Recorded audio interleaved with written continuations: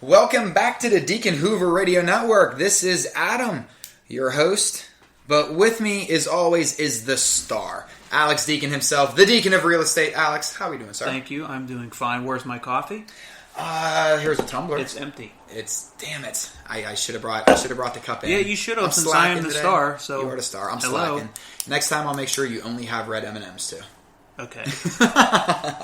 Now listen, what we wanted to talk about today, Alex, we wanted to give a little informative short on to evict or not to evict. That is the question. Good question. And Shakespeare would have something to say about that. Shakespeare would have something to evict or not to evict? That's the question. That's deep, isn't it? It's very deep. That's super deep. I think we probably stop right here because just think about that and then get back to us. When you think about that and Shakespeare's attire, his normal everyday wear. Oh, yes. I mean, we go to evictions like that. You win 99% of them if you're dressed up like Shakespeare. Because they think you're pretty much insane and they better pretty much in your favor. Or they're going to be in trouble. Either that or dress up like the Spanish Inquisition from Monty Python. Yeah. All right, so here's a good question, to evict or not to evict. So we manage like 650 properties or so. So we have Mace Property Management, which is a company my wife and I own, and we manage properties for other clients. That's what we do, property managers. One of the businesses we have. Sometimes it's good to evict a tenant. Sometimes it's prudent to work with the tenant. Sometimes it's prudent not to evict a tenant, at least temporarily. So we try to get some of our owners to understand that. Some of them do, some of them don't. Some of them just they march to the beat of their own drum. But for example, when would you not evict a tenant? Okay, let me give you a really good example. Let's say property's in disrepair. It's November 15th. So this is the Northeast. So what's November 15th mean? Cold, wet, snow, heat problems, potentially frozen pipes. Do you want to evict that tenant, knowing that you're gonna get them out of there in 45 days or so? You're gonna be stuck with a vacant unit in January. Then you're gonna be paying the heat, gas, electric.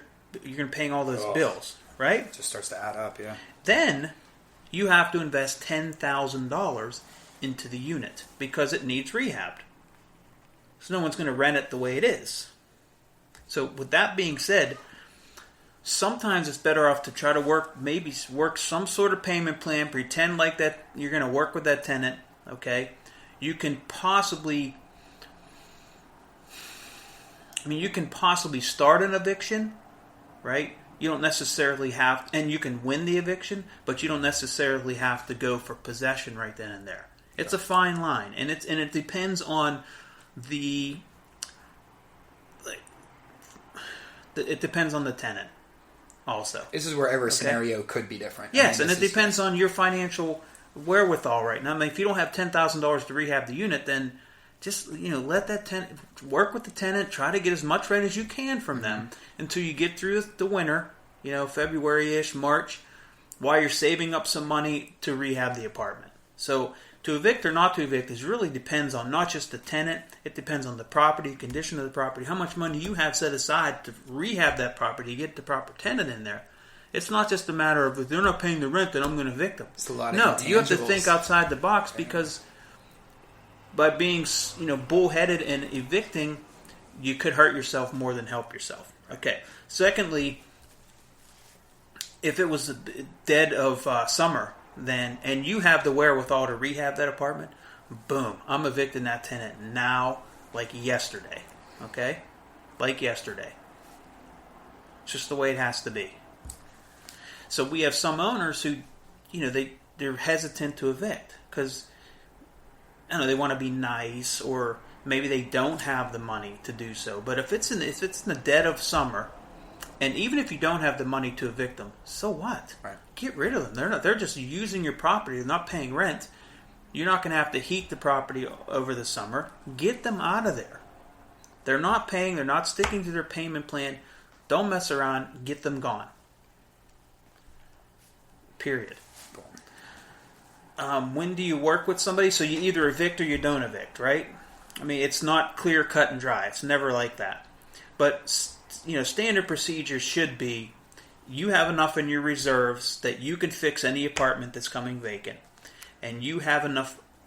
You have the ability to float a vacant apartment for so many months or so many days or whatever.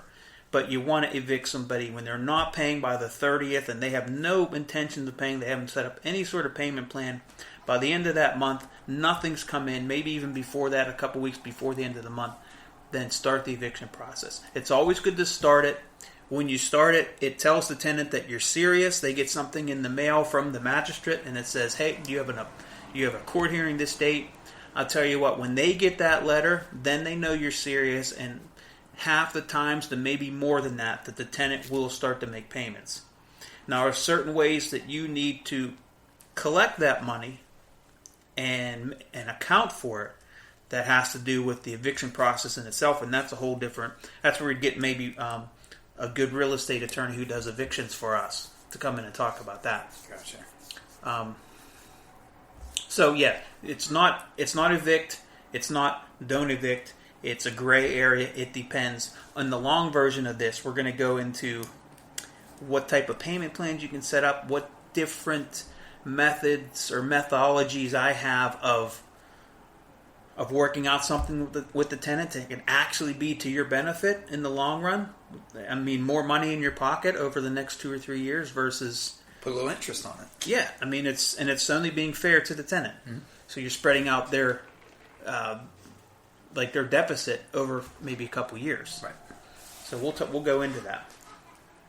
Let's see. So that's that. And then as of right now, we're making this short, sweet, and to the point, guys. Mm-hmm. The whole point of this is, listen. Right now, if you're listening out there, don't feel as though you painted yourself into a corner either way. You're not forced into an eviction. On the flip side of things, you don't necessarily have to let somebody just kind of set up shop in one of your properties, free of charge long term either.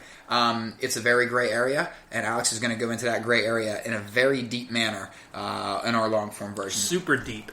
We're going deep. We're spelunking in the long form version. We're going belly smacking and then deep.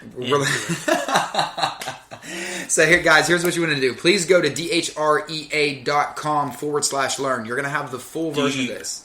We're going deep. We're going deep this time. It's going to be like deep impact. I don't know if you guys can handle it, but if you think you can, tune in. Please tune in. And guys, make sure you're checking us out on iTunes, Google Play, Spreaker, Podomatic. Look for us on your favorite podcasting sites, and make sure you're checking out dhrea.com. That stands for Deacon Hoover Real Estate Advisors.com/learn, where you'll have all of our long form versions available for you right there. Guys, for Alex Deacon, the Deacon himself, and for myself, thank you from everybody from Deacon Hoover Real Estate Advisors. We will see you next time.